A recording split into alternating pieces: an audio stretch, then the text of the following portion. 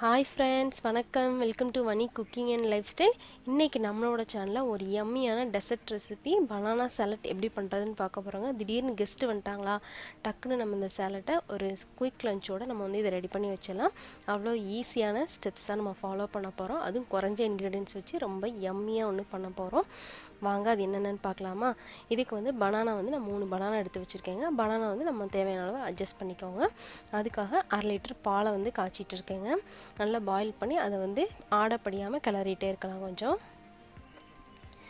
இப்போ ஒரு 1/2 கப் பால் எடுத்துட்டு அதில் வந்து கார்ன்ஃப்ளவரை வந்து மிக்ஸ் பண்ணி வச்சுக்க போகிறோம். நல்லா ஒரு 2 ஸ்பூன் போல் கார்ன்ஃப்ளவரை வந்து ஆட் பண்ணிக்கோங்க. ஆட் பண்ணிவிட்டு நல்லா கட்டி இல்லாமல் நல்லா மிக்ஸ் பண்ணி தனியாக வச்சிடலாம்.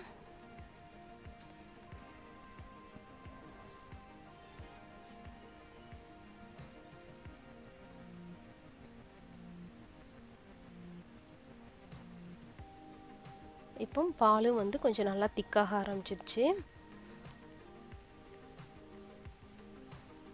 இந்த ஸ்டேஜில் கொஞ்சம் ஒரு 5 நிமிஷம் வந்து நம்ம கொஞ்சம் கொதிக்க விட்டோன்னா நல்லா கொஞ்சம் பால் வந்து திக்காக ஆரம்பிக்கணுங்களா, அந்தளவுக்கு நம்ம வந்து அதை வந்து கொஞ்சம் சுண்ட விடலாம்.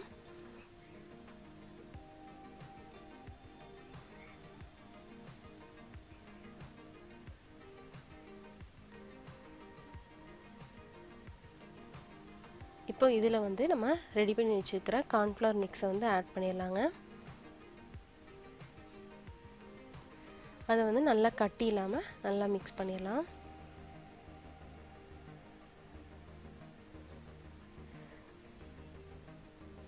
நல்லா வந்து கொஞ்சம் திக்காக ஆரம்பிக்கும். அந்த ஸ்டேஜில் நம்ம சுகர் வந்து ஆட் பண்ணிக்கலாம். சுகர் வந்து நமக்கு என்ன லெவலில் வேணுமோ அந்தளவுக்கு அட்ஜஸ்ட் பண்ணிக்கோங்க. நான் வந்து 1/3 கப் வந்து யூஸ் பண்ணியிருக்கேன். நல்லா சுகர்லாம் நல்லா கரையிற அளவுக்கு நல்லா மிக்ஸ் பண்ணிடலாம. இப்போ நல்லா சுகர்லாம் கரைஞ்சி நல்லா நமக்கு பால் வந்து திக்காயிடுச்சு.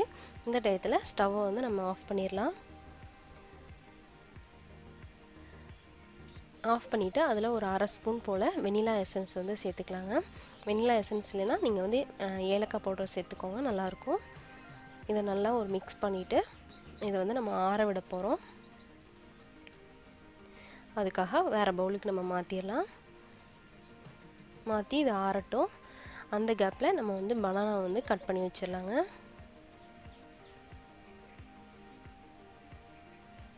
பனானா வந்து இந்த மாதிரி ரவுண்ட் ரவுண்டாக கட் பண்ணி எடுத்துக்கோங்க.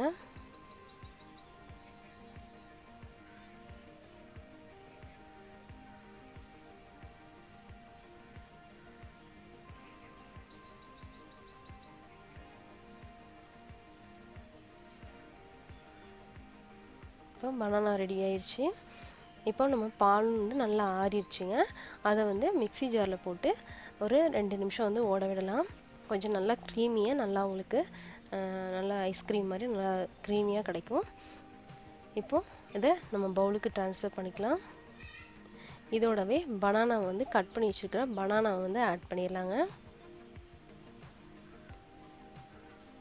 ஒரு சண்டே வந்து ஒரு நல்ல லஞ்சு கொடுக்கும்போது நம்ம வந்து இந்த மாதிரி ஈஸியான ஒரு டெசர்ட் வச்சுட்டோம் அப்படின்னா ரொம்ப டேஸ்டியாக இருக்கும்.